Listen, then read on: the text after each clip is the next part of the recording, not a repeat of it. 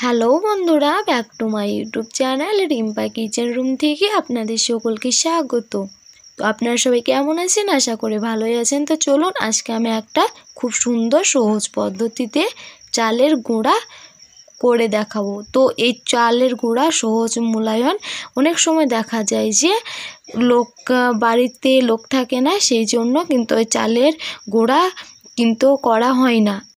কলে পিষা ঝামেলা ছাড়াই এই সহজ পদ্ধতিতে আজকে খুব সহজে চালের গুঁড়া করে দেখাবো।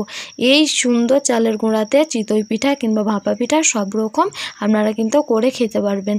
তার আগে আমার চ্যানেলে নতুন হয়ে থাকলে প্রথমে সাবস্ক্রাইব করে পাশে থাকা অল নোটিফিকেশান অন করে রাখবেন আমার পরবর্তী ভিডিও সবার আগে পাওয়ার জন্য।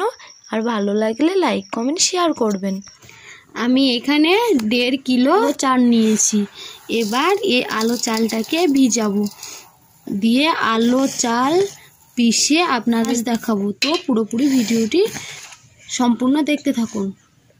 এবার আমি চালের মধ্যে দিয়ে দেব পানি।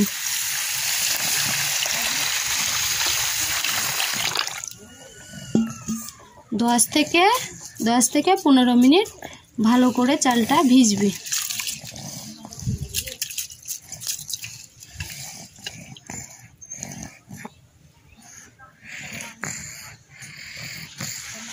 এবার একটা খাঁচি নিয়েছি, খাঁচির মধ্যে চালটাকে ঢেলে নেব, দিয়ে ছেঁকে নেব।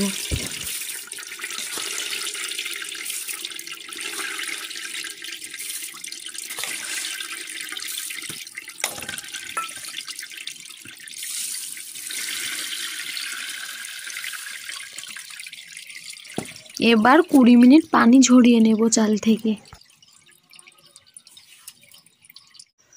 20 থেকে 25 মিনিট পর আমি আবারও ফিরে এলাম। দেখছি চালটা এই যে একটু ভিজা ভিজা হয়ে আছে, চালের গায়ে মানে পানি পানি লেগে আছে। এরকম হলে কিন্তু ভালোই গুঁড়া হবে চালটা। এবার আমি ব্লেন্ডার মেশিনে আমি গুঁড়া করে নেব চালটা।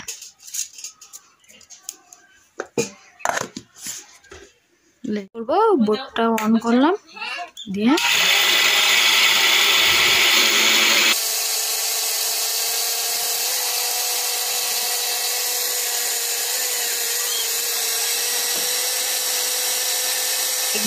এবার হয়েছে নাকি, এবার দেখি।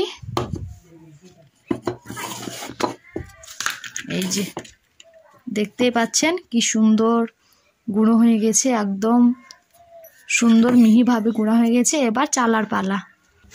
একটা বড় ডিশ নিয়ে নিয়েছি, এবার যেটা নেব। এবার একটা চাটনি নিয়ে নিয়েছি টিনে। এবার চালার পালা। এই যে দেখুন, মেশিনে কোনো রকম ঝামেলা ছাড়াই কি সুন্দর চাল গুঁড়ো হচ্ছে। শুধু আলো চালই না, আতপ চাল, ভাতের চাল, যে কোনো চাল এই মেশিনে কিন্তু গুঁড়ো হবে। এই যে কি সুন্দর আটাটা গুঁড়ো হয়েছে, যা বেরোচ্ছে সুন্দর হয়ে। আপনারা চাইলে এরকম আমার মতো মিক্সিং বলে এরকম সুন্দর পারফেক্ট আটা গুঁড়ো করতে চান, তা মিক্সিং বলেই হয়ে যাবে। আমি যেরকমভাবে দেখিয়ে দিলাম ঠিক সেরকমভাবে চালটা ভিজালেই কিন্তু এত সুন্দর মিক্সিং বলেই গুঁড়ো হবে আটা। ঠিক একইভাবে আমি সবগুলো আটা গুঁড়ো করে নেব এরকমভাবে।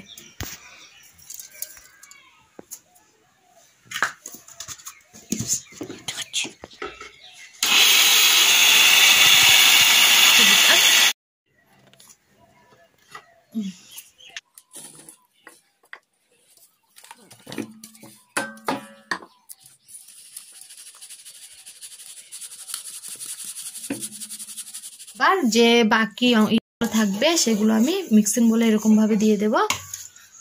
এই যে এর উপরে এবার চাল দিয়ে দেব।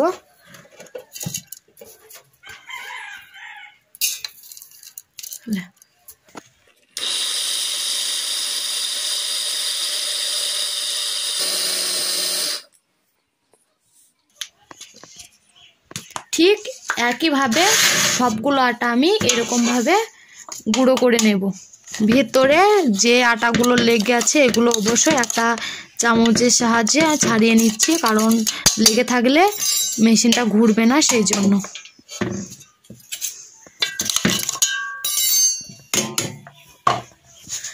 আবারও আমি ভালো করে চেলে নিচ্ছি আটাটা। এই যে কত আটা পড়ছে, এর সহজ উপায়ে আপনারাও এরকম আটা কুটে নিতে পারেন বাড়িতে।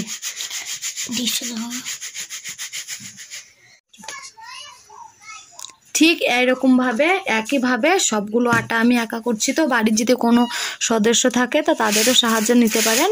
আমি একা এগুলো পিষে একটা পাত্রের মধ্যে রেখে দিয়েছি, এবার আমি চেলে নেব।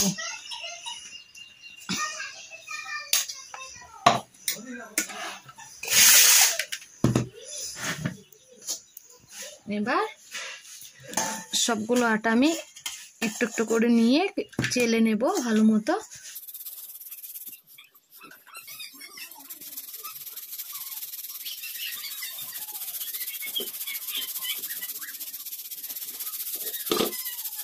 এবার বাকিগুলো আবারও এতে ভরে নেব।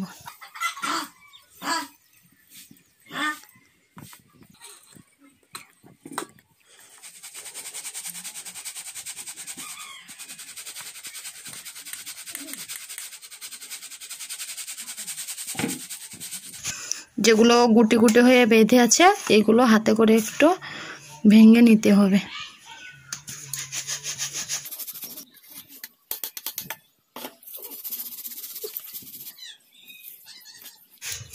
আর 4টি চাল আছে, এ কটাও আমি পিষে নেব।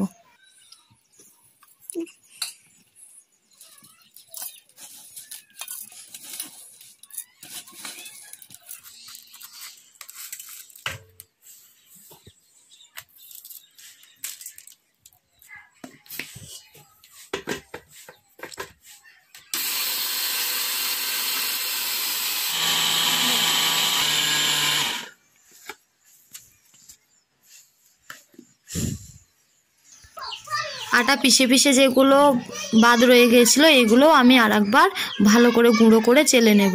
আমি পুরোপুরি দেখাচ্ছি না কারণ ভিডিওটা অনেক বড় হয়ে যাচ্ছে সেই জন্য। তো বন্ধুরা আমি এই কাজটি একাই করেছি, আপনারা চাইলে একাই করতে পারেন, কারণ খুব কঠিন কাজ নয়, এই সহজই কাজ। ব্লেন্ডার মেশিন থাকলে আর ঠিকঠাকভাবে চালটা ভিজানো হলে আপনারা এই কাজটি কিন্তু একাই করতে পারবেন। আমার টিপসটা পুরোপুরি ফলো করলে এই কাজটি কিন্তু অবশ্যই হয়ে যাবে। তো এই চিতই পিঠা কিংবা ভাপা পিঠা যেতে বানিয়ে খেতে চান কিংবা চালের যে কোনো জিনিস করে যেতে খেতে চান তাহলে আমার চ্যানেলটি অবশ্যই একটু ফলো করবেন, তাহলে আপনাদের সব রকম রেসিপি আমার চ্যানেলে দেওয়া থাকবে। তো আমার চ্যানেলে নতুন হয়ে থাকলে প্রথমে সাবস্ক্রাইব করে পাশে থাকা অল নোটিফিকেশান অন করে রাখবেন আমার পরবর্তী ভিডিও সবার আগে পাওয়ার জন্য। আর ভালো লাগলে লাইক কমেন্ট শেয়ার করবেন।